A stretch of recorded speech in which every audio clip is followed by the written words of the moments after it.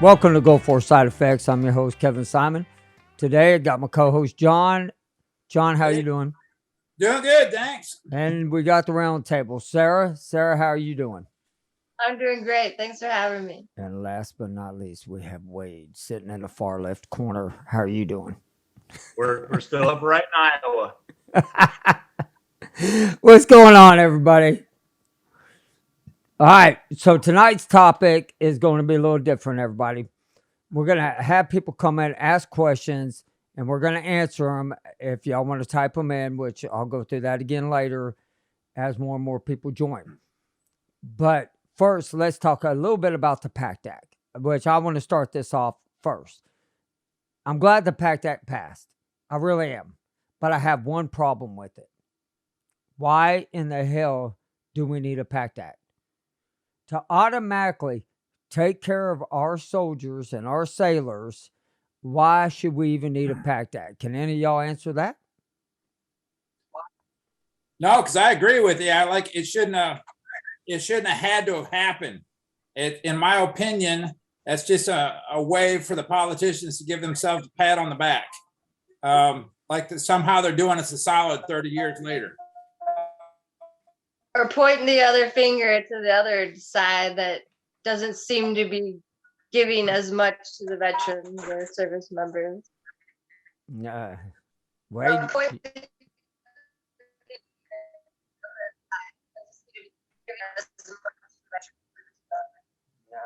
$1 short as far as the Gulf War veterans are concerned. As far as we are the forgotten warriors. We really are. No, I agree. And that's one thing about it is that's what this show is going to be about. It's going to be a life lessons for generations to come. So that way other people don't get screwed the way we got screwed. And, along with the other Iraqi freedom veterans that are going to be right behind us that are going to be screwed, along with Afghanistan that are going to be screwed. Vietnam was screwed. I mean, which the one thing I'm really grateful for is the PACT Act passed for Camp Lejeune. I am. I'm very grateful for that. Yeah. Yep. Well, like you said, I guess to look at the cup half full, like you said, Kevin. Yeah, I'm super glad it passed. I mean, we're veterans. I think we have the right to bitch about it because we all know that it shouldn't have taken that. But that being said, it is what it is, and here we are. And the VA is essentially, the way I read it, have got just giving them a really big blank check to take care of those of us that need help. And one thing about it, I'd be curious to know how much all the directors and head people up at the VA make. No, you don't want to know, probably. Yeah, you don't want to know. Well, hell, now I want to know. Well, I read through the portions and it said, I don't have the verbatim, but it said there was bonuses. Now they have the freedom to give bonuses, or however they termed it, as extra monies to those in the VA. So again, I'll repeat myself. They got a blank check. I don't know how many billions is going. It should all be going. And who's gonna watch over how the money's spent? In other words, is there an oversight committee for that money's? Right. That's no. There's an answer for the government to come in and say, hey, you know what? We got a blank check. Hopefully it goes to most of us. We'll see. But the one thing I will say on top of everything is I do believe it's a better bill than what it could have been, except for they took out a few main keywords. Sarin gas, mustard gas, anthrax shot, PTABs. And the other one they took out is vaccine injuries. And that's the one thing, Sarah, that I don't think is fair, is because a lot of y'all are vaccine injuries. You want to weigh in on that? Absolutely. And I also inquired about the $30 million that's going towards the environmental toxic congressional grant system that they have just added as of this year. I inquired to be part of that meeting that they were having with a lot of key personnel to determine where those $30 million was going to go and which research, portions of the chronic multi-symptom illness environmental toxins was this additional funding going to go towards. And what I was told was that there will be no patients at this meeting. So there's no patient influence as to where these funds will be going. And there's no veteran influence as to where these funds will be going. And as opposed to, at least at this meeting that they were putting together. And when I asked him if I could be there to give them information about vaccine injuries and the reason why that's important, so important for medical research, they of course said there's not enough room. We've already got enough people at this meeting, and you're not invited. So from what I got from that email conversation was that there is no funds at this time for vaccine injury. Yeah, And they're still not willing to have that conversation. yeah, that's what seems to be a bunch of crap. Then how many, Sarah, how many people or how many politicians are in this meeting? How many politicians? What? This meeting that they're gonna have about this monies that you just talked about, do you know who the politicians are that are involved? Is it the whole Senate, the, House Representatives, who? I didn't see the listing of individuals at the meeting, but I don't believe it's going to be any personnel from Congress or political affiliates. This was all within the VA and determining where the 30 million research funding was going to go. Okay. That's just crazy. I don't get it. Hey, let's don't weigh in on the vets. Let's let we'll go ahead and handle it from here. And you know what? A lot of people who don't know this is we are TikTok live. So I just want everybody to know. And one of the reasons I wanted to go live there also is so people are more aware of this. You know, right now we're live on YouTube, and for people that don't know, this is how the VA operates, and this is my assessment of it. You go see your primary sends you to these so-called specialists, which they're nurse practitioners practicing in Houston, which they're good. I do enjoy them.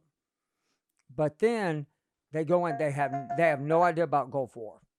They have no idea about the illnesses that we have. And they chalk it up as like, hey, you know what? We're not telling the truth, or we're exaggerating it. And so for the Gulf War vets, that's really hard. And for the vaccine injuries, I mean, 5 anthrax shots. Think about that. Right now we're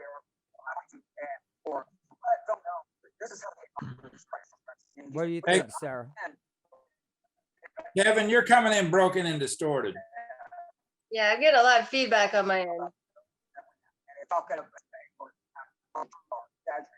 And so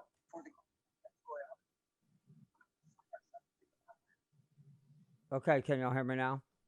Copy that. Yeah, I get Okay, we're trying Yeah. to fix that. Sorry about that. It's just some error going through there. All good. But Sarah, for the vaccines like you got, kind of go through and let everybody know what happened.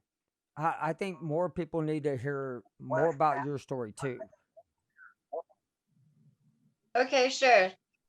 So as I'm sure many are aware, I did not deploy to Iraq or Afghanistan, but I did receive all the same inoculations to go overseas.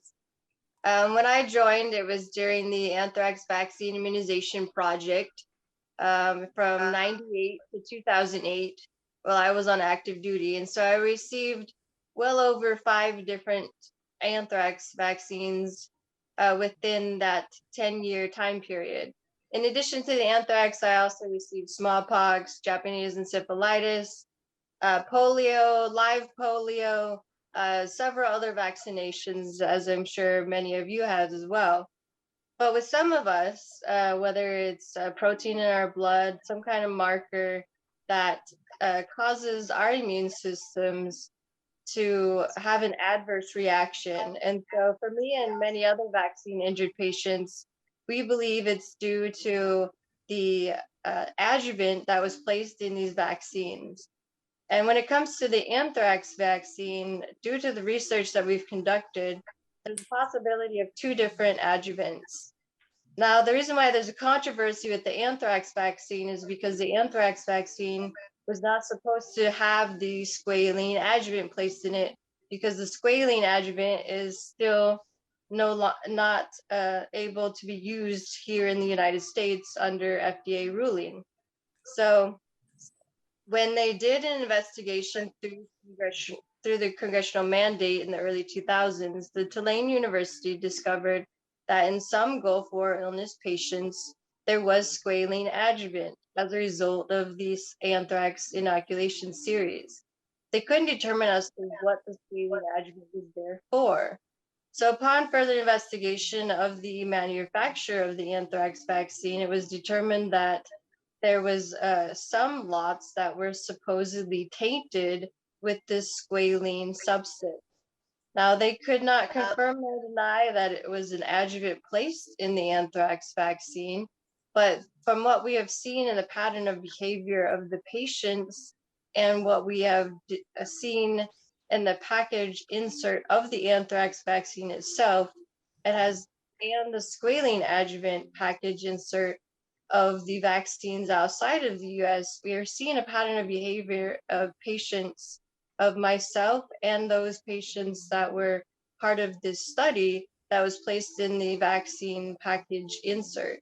Now, for every vaccine that you give or that you are given, it has gone through several research to determine if at all any adverse reactions. And so that's what the package insert includes. It has the ingredients, how the vaccine is supposed to be administered, and then everything else pertinent to that vaccination.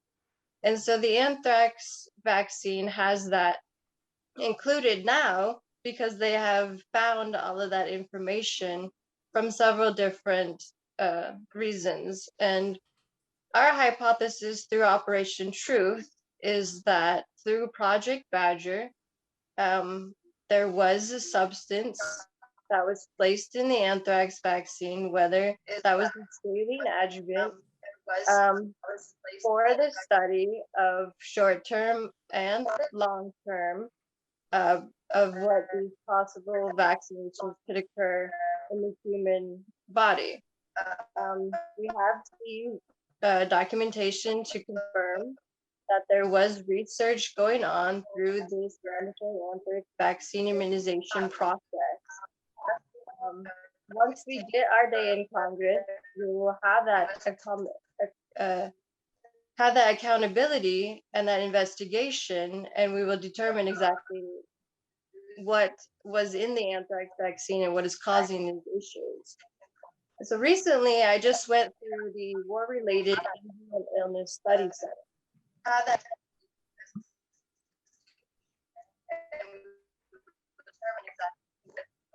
So, as many of us are aware, the RISK Center, or War-Related Injury, Illness, and Study Center, is an important part of our Gulf War illness or chronic multi-symptom illness research. And why it's so important is probably the major reason why we were able to get the PACT Act. Even go ahead. What's up, Wade? A lot of people don't really know what that exactly that is.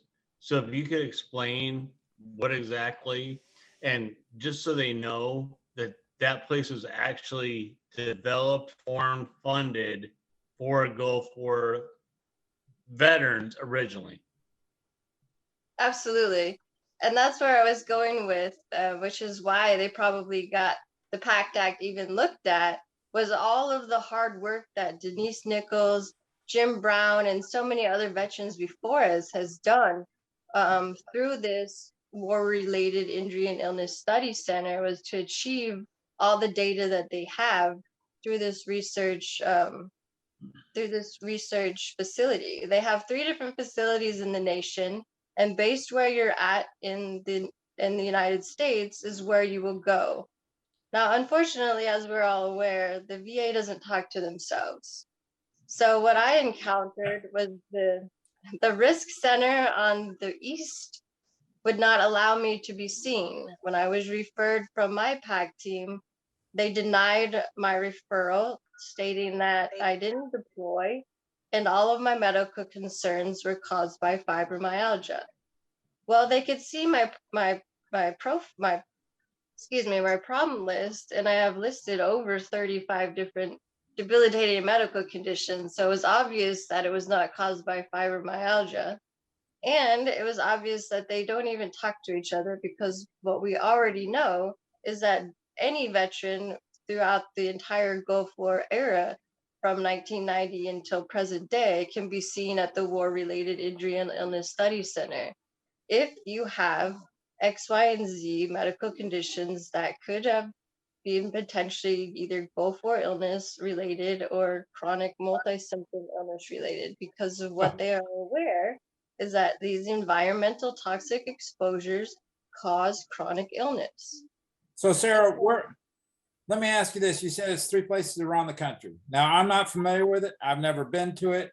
So I guess a couple quick questions. If an individual wanted to look into this, maybe they don't understand what's going on in the body, they want more information.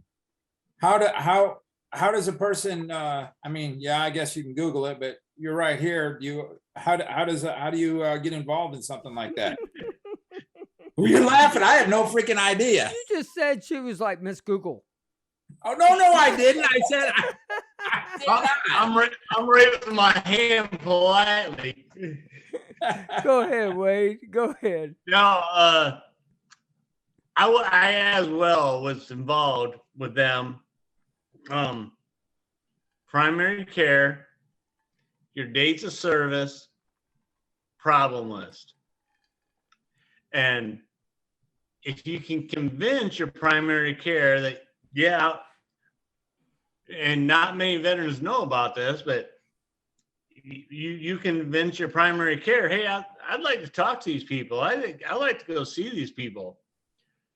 I did not have as positive as Sarah did. I did mine over the phone. That was during the whole COVID and this and that and the other. I think they do good work. I think they do good research, but I have personally not seen the benefit on the other side. That's what I'll say about that. But I have more positive notes. I have a lot of notes, but I have more positive on the other side. And Sarah may have seen more positive results than I did. I'm just saying my personal experience. You're up, Sarah. That's right. Well, I would say, as a veteran, being concerned of my medical conditions and wondering if it is chronic multi-symptom illness or Gulf War illness, I would start at the VA's public health website. If you don't know how to get there, you can go to operationtruth.net and follow the links there as well. But going to the VA's public health website, not only do they list all the different environmental toxic exposures, but it also lists exactly the different medical conditions that they consider to be Gulf War illness. And it also tells you exactly what to do after that. They'll suggest to speak to your environmental health coordinator.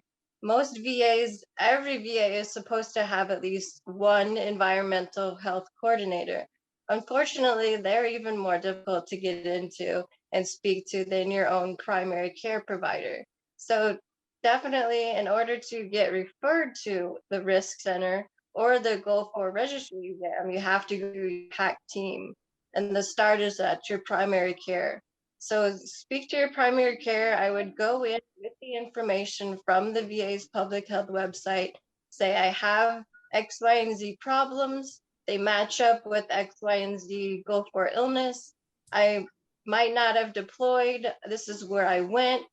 These are the exposures that I could potentially have been exposed to, because there's a number of different ones, from carc paint to all the different chemicals that you're around and exposed to, depending on what your job was, and then really match it up and say, I understand that correlation doesn't equal causation, but we're seeing this pattern of behavior. I'm a veteran, just like these other veterans. We've been in these places, and I really truly believe that I might have Gulf War illness.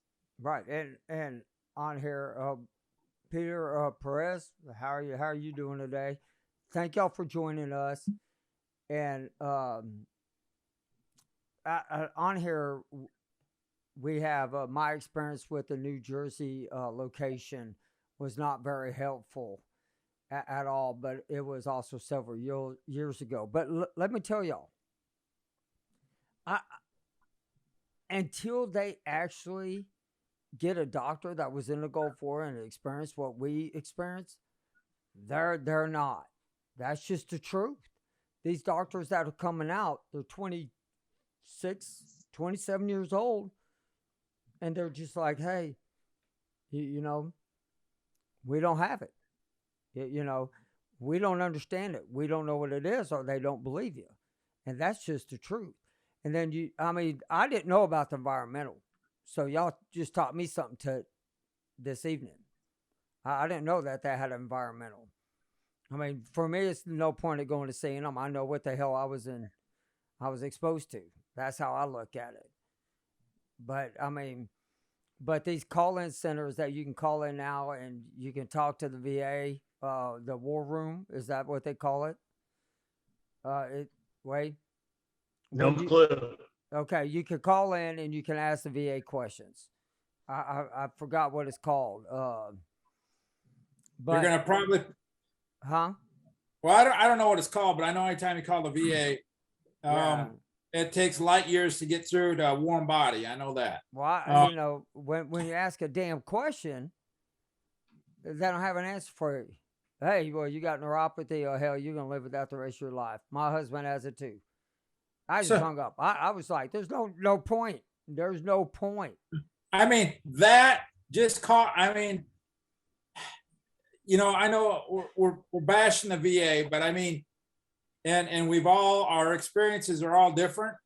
And I think it's kind of interesting because I think each guest we have on, I ask the question, how did things start? How did you know their problems? And I know Sarah, being the vaccine injured, when I say I know, I'm curious, and this is kind of a loaded question, but going clear back, how did you, or when did you start having issues and know that something isn't right? I mean, I don't know what you got for vaccines. We all got a shit ton. I know I was getting hit on both shoulders going down a line, like when I went to Honduras TDY, my God, or whatever. Good question. I'd like to know too. Yeah, me too. Absolutely. For myself and a lot of other vaccine injured, it usually takes a little bit of time, and at other times it can be right at the moment, and that's how you know definitively, okay, it was obviously this caused by this vaccine injury. But for myself, it occurred within the lymphatic system, and at the time the doctors thought it was just tibial tendon dysfunction. It occurred on both of my ankles, both involving both of my lower legs, and it was extreme edema and pain. And that's where it started. And it started within 60 days or 30 to 60 days of my first inoculation series in basic training. Damn. And so, unfortunately, I don't have the basic training list of all those inoculations I did receive, but I do know that I received the anthrax vaccine. And with speaking with risk, we went through that entire evaluation process, from the time that I went in until the time I got out, from before service and after service. And with speaking with the main risk evaluation doctor, he made that connection as well. He actually stated in our meeting that took about 3 hours length, and stated that it seems that the vaccine damaged your lymphatic system and went from there, continuing to damage every other system along the way. And I said, that's correct, sir. It does seem to fit that pattern of behavior. And he said, well, that's exactly, what we would see in a vaccine injured patient, whereas that vaccine response is supposed to have that immunity response. And so that pattern of behavior is consistent with other vaccine injured patients, where it started in the lymphatic system and went from there. And the same correlated when I spoke with the neurological team, an individual, I won't say his name, but he was on the risk team, extremely intelligent. And he went on to claim as well that it was more likely or not from the vaccine. And we were speaking on top of the autonomic neuropathy about my facial fasciculations on my left side of my face. And he brought in the correlation of how he was seeing the same pattern of behavior in the COVID vaccine injured patients. And so it was great to have this conversation with these high level, high educated doctors and staff at the risk evaluation team, because I really felt that they were the first doctors and medical team to acknowledge that vaccines do cause injury. And I can only but imagine, that these doctors, these, as you described, very intelligent people, I think we all have, I think I think we're all pretty intelligent people. We all have common sense. We all know right from wrong. But now here's a question, Sarah. Or not as quick. Well, I kind of. Miss I know Google. what your MOS. What? Miss Google.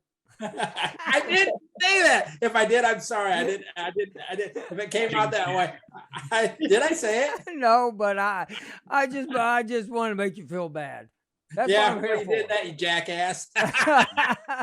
Hey, you brought up that part. Oh, okay. Anyway, so Sarah, what was your MOS in the Army? Well, I did several things. I started Oh. my career as a field systems supply specialist. Then I went into administration after I came back in after 9/11. And then I went into a counterintelligence special agent after I raised my GT score and decided I needed to do something better with my career. Did you like that? Did you like that MOS? I loved it. Unfortunately, It sounds fascinating. I don't know dick about it. It just sounds interesting to me. I mean, I'm calling a spade. I don't know. Go ahead, Simon. I know you want to say something. No, man, I got 3 Army people against 1 Navy guy here. I'm not saying a damn thing. I knew it. Now, Sarah, did you say that? Was that counterintelligence? Is that 35 Lima? Or do I have that wrong? I believe that's correct, unless they changed it now. That's what it was. Well, I know they changed my MOS. It was a 51 series, and over time. Well, go ahead, I'm getting Wade. old What the in hell the was Army. yours, Wade? 11 Bravo was initial. Then 91 Bravo was my secondary. That'd be a combat medic. I love 11 Bravo because that's infantry. You know where that gets you? Right Dodging on the front bullets. damn line. Yeah. Little glass of whiskey. That's where I get you. Why don't you tell us about dodging bullets, Kevin Simon? I know you love this subject matter. Dodging what? Hey, look, I'm letting everybody know right now, there ain't no damn way on God's green earth I was going to go in the Army or the Marines. I mean, number one, I wasn't smart enough to go into the Air Force. Oh, bullshit. I know, I'm serious. Man, if you believe what I made on my ass fab, it would blow your mind.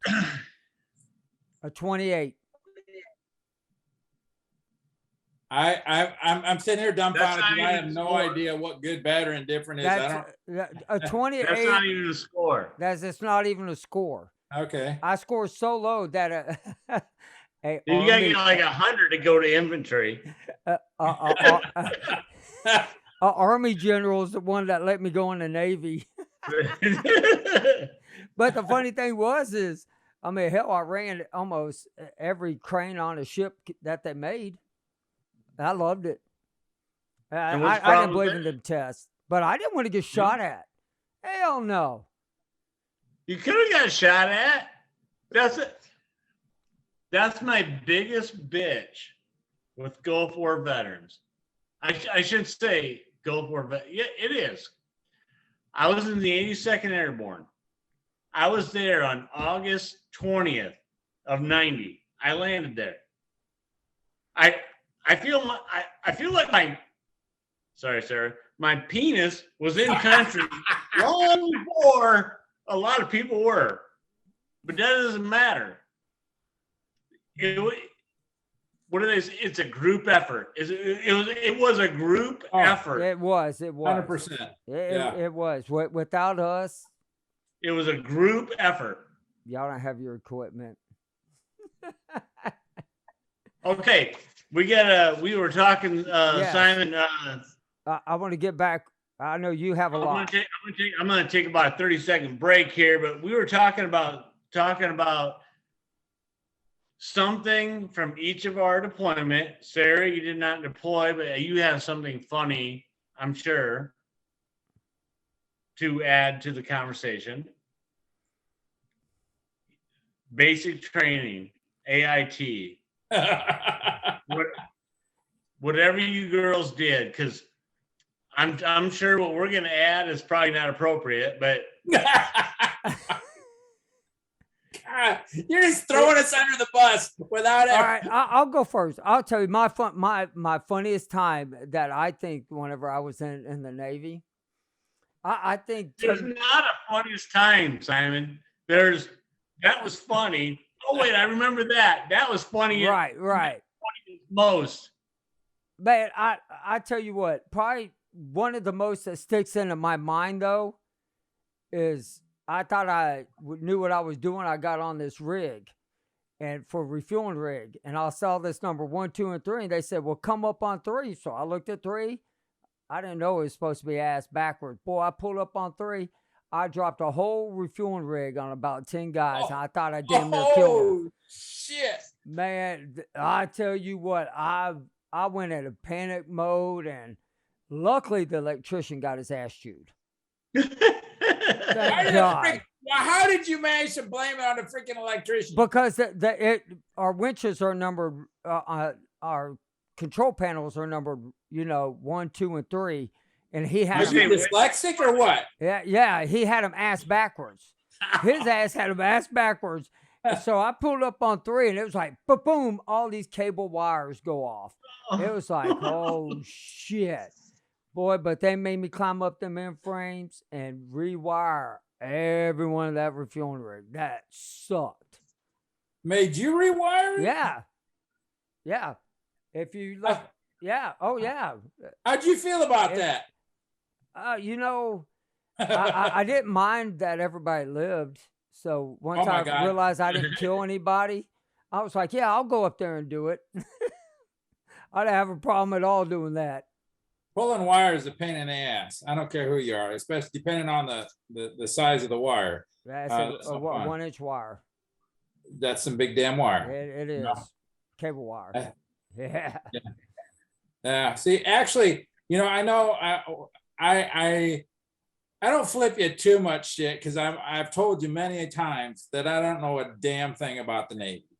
I see boats on the water and they float and they shoot and I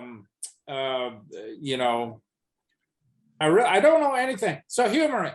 We know that you were on a supply ship. Is that right? Correct. I was on a USS San Jose. Yeah, I was on a supply ship, and we unrepped in between 3 to 7, 8 ships a day.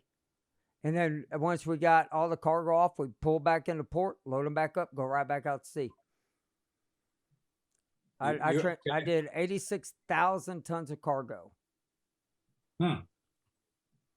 Was it smooth out there for the most part? Hell no. No, there were some days, like we brought this milk barge alongside of us. What? What'd you say? A milk barge. Our captain wanted milk. So we brought this barge alongside of us. And we were going to, swing over the boom and bring up some milk. Oh, okay. So you're actually like talking milk. dairy product. Yeah, milk, dairy. Cow. That just seems weird. A whole barge dedicated to Yeah, milk. Okay, go milk. ahead. It was all. Yeah, it put 7 holes in the side of our ship. Jesus. Yeah, he got his ass reamed.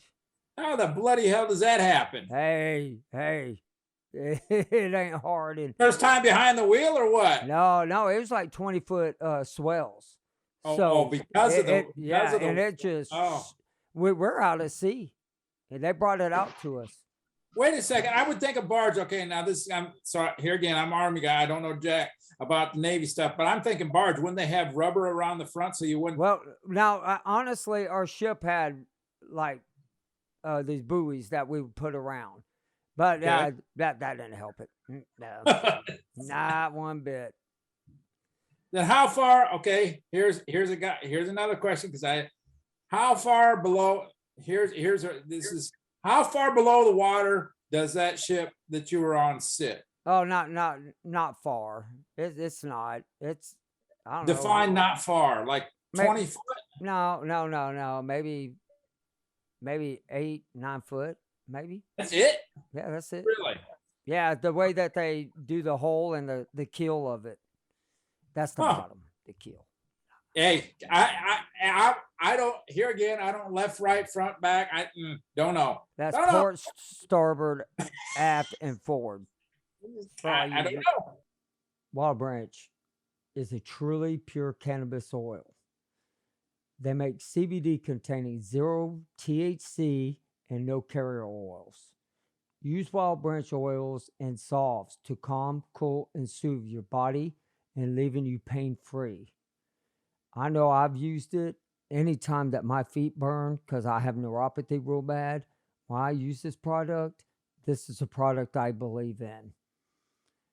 When you go to order, use promo code GWI22 for 22% off. GWI22 for 22% off is the promo code. Click the link below. Thank you. Now back to the show. But no, it was really good because, that's something that a lot of people don't get to see. You're out on a ship. It's pure dark, no lights, no nothing. And you can damn near see the Milky Way like it's right in front of your hand.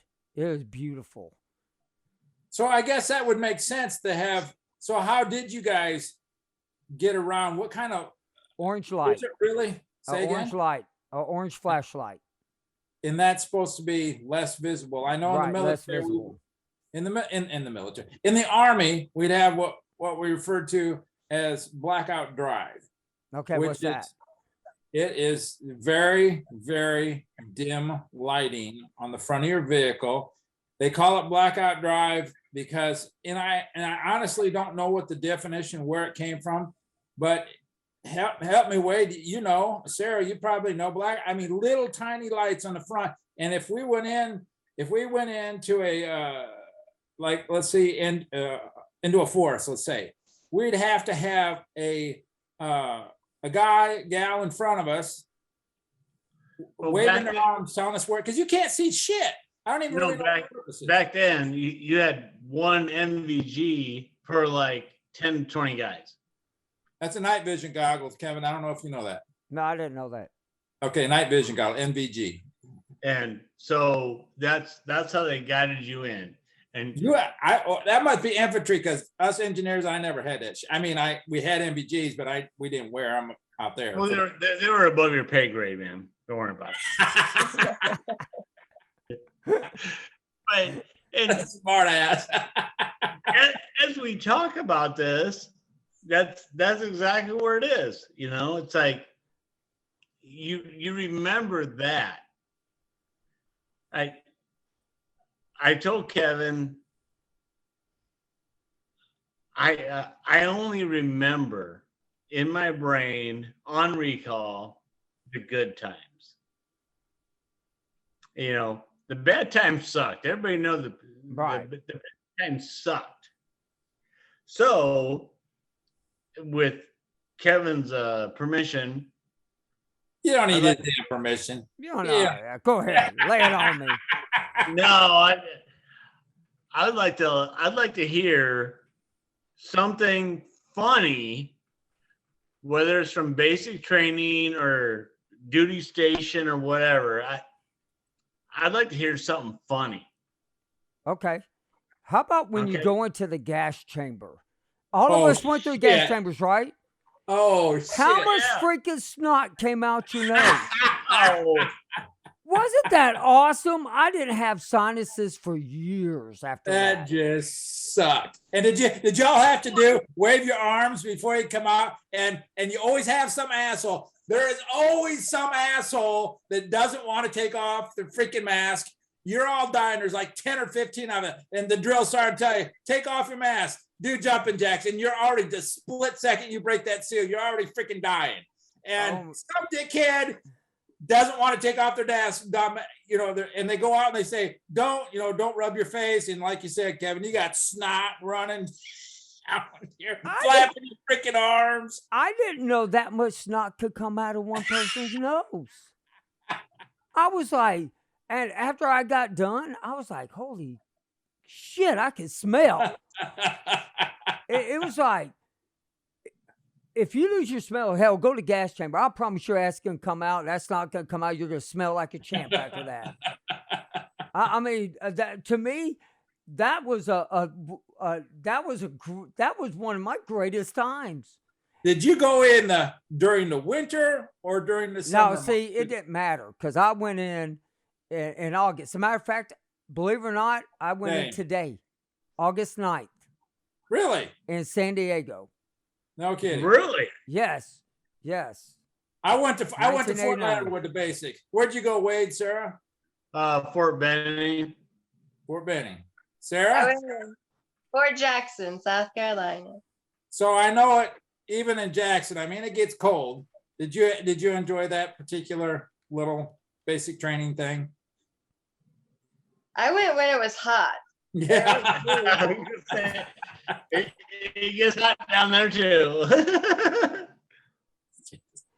And there was a lot of sand, loose, deep sand, which we marched everywhere, it seemed. And so I remember on our 12-mile ruck march that we had to complete in order to graduate basic training.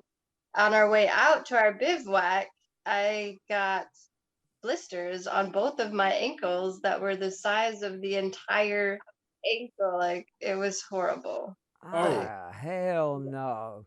Now, did you? I only had did to you do a have mile a day. A mile? Yeah. Seriously? In the Navy? Yeah. Are you being real? Yeah, boot camp. Hell yeah. Straight up. Yeah, straight up. Oh my God. You're just better off not chiming in, Kevin. hey, but hey, in y'all's boot camp, like our 5th week, I don't know about how the Marines do it or Air Force, but we have this sports week, and they all get together, all the companies, and they see who somebody will run the mile from each pack. Ours was called a pack at that time. All right, and then it was sports week, so we were the most screwed up company. Our company had more demerits than anybody else on the God's green earth. But we were tied for first place, and it was the last race. And our company commander was like, "Look, I don't give a shit how screwed up y'all are. I want to win this." He goes, "So I want to know who can run a mile fast." Well, like 3 of us raise our hand. Of course, I'm the smallest one. He picks these other 2 guys. How fast can you run a mile? 5 minutes and 30 seconds. Other guy about the same. What? Yeah. Did you say a mile in 5:30? Yeah. Were you running or walking? Right. Well, right. And so he looked at me. He was like, "All right, Simon, how fast can you run one?" I said 4 minutes and 45 seconds. Okay. I beat everybody. No. I beat everybody about a half a mile, man. And we won, dude. I became that dude's best friend. He was a Navy SEAL. That dude was freaking crazy. His name was Petty Officer Lotz. That dude was crazy, man. The special, I've worked with some special forces guy when I was in, and they They're can be crazy. crazy. Like, They're good. no. They're, Why- they're, they're all good people. They're just you gotta have a certain mindset. a big time mindset for doing that kind of crap. I, Yeah. I see. I would 1 mile. Okay, so Sarah, when you said 12 miles, what you guys' final march was? Or final, 12 miles. is that what you Yeah. said? Say Yeah, again? we had to do 12. Yeah, we had to do 12 miles. And See? we were a co-ed basic training. I I was think most curious about that. Yeah. yeah. I think How'd most that of the work Army out? men- What was that? How did I mean? I was curious. See, when I was in basic, so I was well, I went in. I got to think for. Well, I went in 1929. August. What'd you say? 1929. Piss off. I went in August 84, and we had the men and women were separate, and the women only had female DIs, and the men only had men. There was no. I would rather have a dude than a female drill sergeant, because the females were worse than the males, in my opinion. Okay, so it's a dude, and we're looking at them, and I don't care how pretty they were, we were calling them less than pleasant names by the end of, God, they're killing us, just, they do what they do, and they were just downright evil. Y'all women get evil. Evil. When they have control of a whole platoon of dudes. Oh my God. That's called payback. Oh, it was payback from hell. I mean, like, we know these guys don't do the dishes. These assholes are going to be running 20 miles. It's called having something to show us up for. Like we It's have true. to show it to our male counterparts that we can do the job just as well as them. So a lot of them take it above and beyond when they get to that drill sergeant rank. But for my entire basic training, with the exception of the last week, I had all male drill instructors. And when that female came into the group, she definitely had something she had to show. Oh yeah. And I think from when I was in, so the male and the female drill instructors, in my opinion, the females were more harsh. And if the male happened to be in stature a smaller man, he would just, he would go above and beyond, because it's like Little man syndrome. Yeah. It's like a dude that drives by on the highway and has got a jacked up 4x4, with rims that cost $1,000 a piece. Oh, look at my penis. That's half the people in Texas, man. I just lost half my listeners. No, but okay, Wade, what was some good, memorable times for you? Now this is like we're going back now, man. Like You're gonna show your age. no, 1910. God. do you remember the birthday to your kids? Yeah. Like yeah, and do you remember the birth dates of when you landed in country and left country? Yes. Do you I know do why? too. I pulled in the Persian Gulf on my birthday, and I left right around my birthday. When we pulled into the mouth of Oman, it was September the 14th. I will never forget that. I will never forget August 20th. One platoon on a C-130 or a C-141 with the Deuce and the Water Buffalo from Fort Bragg or Pope Air Force Base and gone. And I'm just a cherry. I got a cherry stem. All these guys are like, is he really going to take care of us, this guy? And Yeah. I landed there on August 20th. I don't have a freaking clue. All I know is that left sometime before Thanksgiving, and I remember having Thanksgiving. I mean, we had really good mess sergeant and a mess section that people really did an outstanding job. And we actually ate really good. And I made sure, I say I wasn't the platoon sergeant, but I mean, I always volunteered to move ahead of everybody else because, well, follow the food. And so we would always have to move the whatever was carrying. But I'm surprised you guys remember it. Well, Kevin, I'm not surprised because it was your birthday, but I suck at dates. No, the day you land in country and the day you land home, August 20th and April 1st. That's mine. I have exactly. Yeah, I do remember when we got there. It was, I don't know, maybe 70 degrees. You know, we got off the plane and 70 degrees. Yeah, What do I'm you about to say care, 70 degrees. Like December? Where the hell did you land? You know, I'm not exactly sure. I thought it couldn't have been Bahrain because Bahrain is separate. Yeah. Well, it's not far. But see, I remember we were in Tent City and they were saying, okay, well, we're all gonna hang out here and climatize. And I got really tired of freaking mango juice and just, you know, just wasting our time until we got all hopped on buses.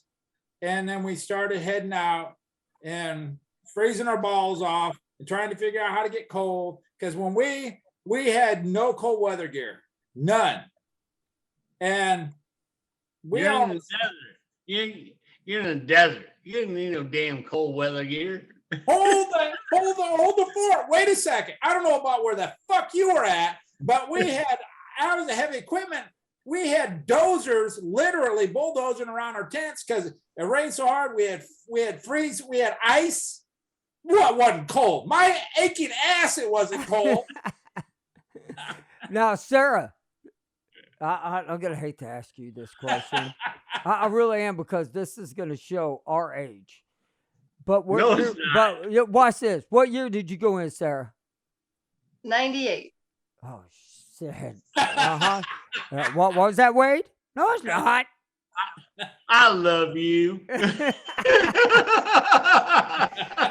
You know what's so funny though, Sarah, is whenever I went in, there was no co-ed because there was, but it was in Florida. I think it was in Florida, somewhere down there. So I chose San Diego.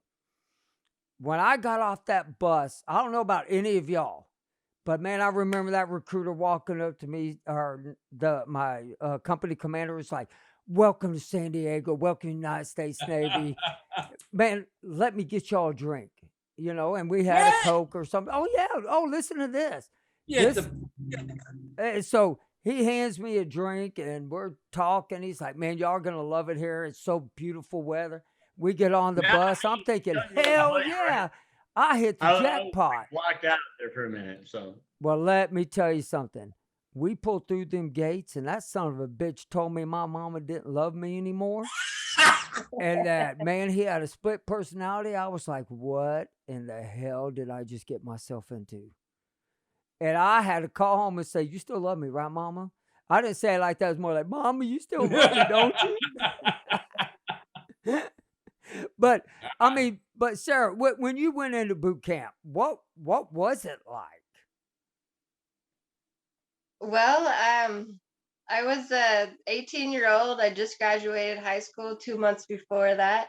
The year prior, I'd already decided to join the Army, so I had already kind of been gearing up towards it. I was working with the recruiter, doing different events to try to get an understanding of what I was about to encounter, but nothing could have prepared me for what I went through. It was the most challenging physically and mentally. It was the best adventure. I still talk to people that I went to basic training with, that I went through AIT with. We're still friends on Facebook. I'm still friends with a couple of women that were pregnant with me at my first duty station. We were all having our first children, and that was a whole nother experience, tell you what. But basic training as a woman in the late 90s is probably a lot different than it is now, I can tell you that. Oh yeah. Wait a Um, second. You were pregnant when you went to your first duty station? no, I was pregnant shortly after. I met my first husband at my first duty station. He was an Army soldier as well, a heavy construction equipment operator. And then we were married. And then 2 months after that, I became pregnant. Okay. And that's where I learned that you should not take birth control while on antibiotics and expect it to still work. Ah. Now Oh, you were in you've been to Korea, right? Yes, sir. Yep. What did you think of? See, She I've just told said you. yes, sir. Did I say? I'm sorry. I apologize. I probably No, didn't know. she just said it to you. God. I Dang. love that. That's the way to respect your elder, Sarah. Yeah. Actually, I caught that, and I was like, okay, I'm just gonna let it go. Habit of mine, but yes, You- respect. You went. So what did you think of Korea? I went in 07 to 08. It was Like yesterday. I went to Area 1 when it was still Area 1. I'm assuming that they've changed the policies now that they were trying to change back then. So I couldn't take my family with me. I got hazardous duty pay because it was still, under fire back then. So Wouldn't it still be hazardous duty pay? Yeah. I'm not sure if they changed the policies. They were talking about it back then.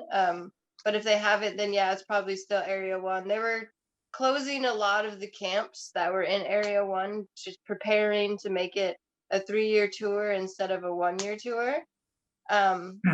So back then, my counterintelligence job took me all kinds of places. I did all kinds of different things. But the main thing that I remember was being able to get off base. But of course, you had to have a buddy with you. And then as a woman, you have to find a female buddy, or somebody that's your equivalent to your rank, or you'll get in trouble for what they call the fraternization, which I'm sure you guys are very much aware. So while I was in Korea, I'm not familiar with that. You lie. yeah, right. Infantry, they never do anything wrong. What? Hey, did you eat kitty cat while you were there? Say, oh my. I'm pretty sure I probably ate dog. It's called kagogi. But it's a delicacy and it's really expensive. But I have no idea what I ate. A lot of Man. things over there were questionable. Mystery. Oh, meat. you ate Bow Wow, didn't you? Are we still live? Oh yeah, we're live. hey, let me tell you something. I've eaten monkey on a stick. I've eaten. Really? Oh yeah, in the Philippines. But when I was in South Korea, we went to this. Thought it was a hamburger joint, and I ate the best hamburgers. This meat was really sweet, so I went to order another one. And so whenever I went to order it, I saw them swing the back door open, and there was nothing but cages and cats in it. Oh shit. Oh Ugh. man, I still ordered it. But okay. That sounds good. Did you say the meat had a sweet taste to it? A very sweet taste. Ugh. That ain't right. You know that ain't right. Oh yes, it was. Yes, it was. Oh, it was good, man. I'm telling you, some of the best meat I've ever had was in the Philippines, monkey on a stick. And you live in freaking Texas. Yeah, but I tell you, I won't eat guinea. That explains a lot. God. Come on, y'all have never been overseas. Y'all have never Whoa. been overseas. I was overseas. I just wasn't in most of my time was spent in Germany. But yeah, no, I would never been to the Philippines. I'm not even a spider. I'm no spider. I don't think I've had any what I would consider exotic food. Oh yeah, exotic food's good, huh, Sarah? Absolutely. Asian culture knows where it's at. They really know how to cook everything and make it quite edible. Except for octopus But yes, or no. squid. Oh I've yeah, Yeah, had. you octopus I've had and no. yeah, you gotta really brine that a lot. You gotta be chewing for days. Yeah. Oh, brine the octopus, and then you can just chew it for days, right, Kevin? I mean, we went down, we went TDY to Italy. Well, I don't remember what the name of the town was. We were right next to Livorno. Livorno, Italy is where the Leaning Tower of Pisa is at. And I remember walking in there. I looked up. I said, "Yep, damn sure is leaning." Now what? We have shit. So I mean, so that was where I actually. It was in Italy, the when they take time off on the weekends, it's all kinds of messed up. At least when I was there, because I mean, we are like, where the hell's everybody at? Because the Europeans, in my opinion, at least back when I was there, a lot of holidays. You ever been? Any of y'all been over Europe? Fuck no, why don't I go to Europe? I want to go to Florida. I want to fucking sit on a beach in Florida. Oh, How do you know you don't want to sit on a beach on, I don't know, freaking yeah, Italy? sorry. Hey, I just don't want to pay for that price, but I like to go sit on the beach in Italy. I tried to get stationed there, and they gave me Guam. Yeah. So you put it. So how did that work in the Navy when you see it back? Did you go? Go to Guam? Yeah, I was there 4 years. Yes. Was that awesome? Oh, it was awesome, man. Yes.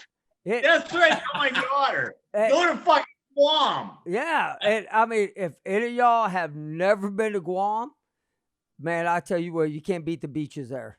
Beautiful. I don't want to go to Guam, but I want her to go to Guam and see the world. But I mean, I enjoy my time. I think it just like most everybody did. So when you were in Guam, humor me. So Okay. Navy pulls into Guam. So is it always the Navy and the Marine guys, or do you encounter some Army, Air Force people? How does everybody get along when you're in like a port of call or something like that? They don't get along. They don't get along. They don't get along, dude. And a port of call, when you have the Marines pull in, and they've been out to sea for a while, you do not go to the bars they go to. Aren't they traveling with you? No.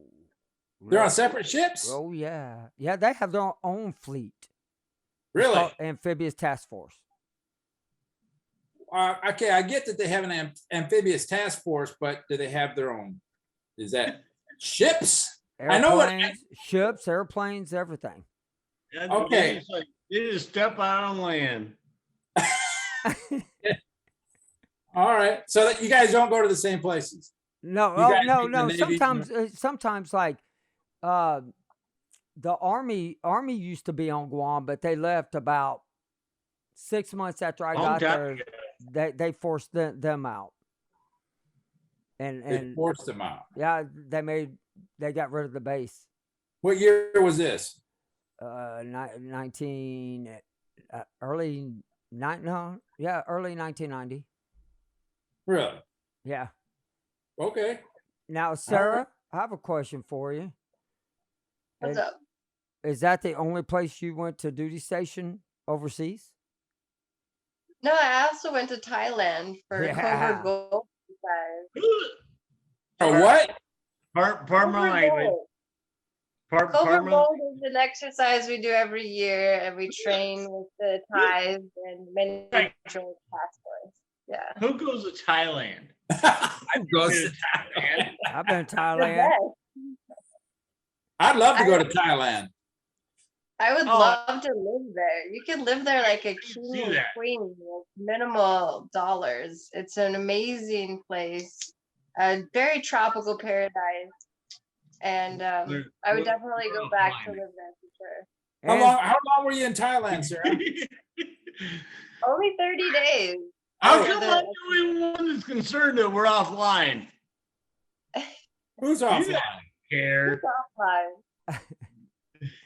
Yeah, we hey, very matter of sure. fact, we got a fellow veteran on here that went in August 9th of 83. Okay. Okay. Hey, you know what? August 9th is a very good date. Yeah, I But don't I no, just I don't know what I know when I went to Fort Leonard Wood, it was like blazing ass hot, and I went to basic and AIT there. I didn't really, not my cup of tea. I wasn't a big fan of when I went down to Fort Stewart. Now, my experience, see, I spent I spent like a year at Stewart, and then I was also at Fort Gordon. You weren't there for a year, Stuart. I wasn't. I was okay. Yeah, no, I was there a year because we were sent down to Honduras doing TDY, doing wonderful stuff down there. That was that It was wasn't wonderful. maybe your definition of wonderful is different than mine. See, we see when we went to Honduras, we were a permanent party down there, and we would judge the amount of time which we were down there. I don't know. I bet we were down there for 6 months because we would the National Guard would rotate in and out, and that was I remember we had a second lieutenant. We had a second lieutenant, and they said it would be very clear: do not get intimate with the locals. No, didn't don't follow them instructions. with, He with did not follow anybody those under your instructions. command. Say again? Don't get intimate with anybody under your command. No. These were civilians. They said don't. No, these were civilians. They were telling us not. Well, It's even better. Civilians are better. these They- people, we were in the middle of no freaking where. So Camp Pomarillo, somebody on here, if they're listening, I think it's still called Camp Pomarillo. We were there at the beginning. We flew in there, and then they bust us from there, and they're going around. So we were traveling to our destination in the middle of nowhere in Honduras, on some really high ledges in buses where they don't know how to freaking drive. And I didn't think I was going to make it to my destination. man, that's crazy. It was so far out in the middle. They had to drop us off in Blackhawks, and then and we judged our day whether or not we were going to work, whether or not our 20 tons can make it up the mountain. If our 20 tons can make it up the mountain, we're going to work. If not, beer for everybody. Well, man, this has been great. So nobody has any questions or anything, but you know, huh? I don't care. Oh, go ahead. You know, a few months ago, I wouldn't even think about this, but I love you guys. You know, have not met you in person, but I honestly love you guys. We love Love you you too. too, man. Just across town, because you're just down the road from me. Well, theoretically speaking, it's like an hour and a half, 2 hours. And this is a good group. I like this group. This is an awesome group, and I'm hoping that either next weekend or the next we'll do another roundtable, and we're going to have a doctor on here. That's going to come on, and it's going to be a cannabis doctor. And so I'm hoping next week, but if not, maybe the following week. We definitely, because we do want to get into that topic. And I think we should get in that because half the states take cannabis, half of them don't. And Right. so I do think we need to get into that topic and how maybe we can push the VA towards looking at some of the cannabis as far as helping the veterans out instead of going straight up pain medicine and all that stuff. But I'm not 100%. I'm about 75-25. yeah, Yeah, well, I know they're correct me if I'm wrong. I'm pretty sure, aren't they doing trials for, Mushrooms. thank, Yeah. I don't know. That's what the therapist was telling me. I was like, really? She goes, yeah. I'm like, Yeah. huh. I read it in the Houston article. I was like, damn. Well, we got Sarah for the 100% to give her opinion. Yeah, I mean, right? you're right. Yeah. But John, you have any last words? No, sir, I'm good. This was fun. I mean, this is Yeah, this was fun. I think we needed this night. Sarah. I enjoy a great laugh with amazing people. Thank you for allowing me to come and have a great evening, laughing and enjoying our past memories. And I'm looking forward to our future meetings. I really hope we can get but Jim Brown as well. He's got a lot of great information that Yes. he's been researching since the 90s and got some amazing data that he can provide to all of us in the Gulf War era. So I also wanted to say thank you, Kevin, for recognizing that Gulf War illness doesn't just affect those that went to Desert Storm and Desert Shield, that it affects the entire entity that is Gulf War era. And so I just want to say thank you for allowing us to be part of this amazing group. Oh, you're welcome. John, why can't y'all be like her? What? You didn't ask me. Well, okay, Wade, your turn. Well, I'd like to say I'm glad everybody joined us, and I don't know why Sarah's still sitting there and looking at me. But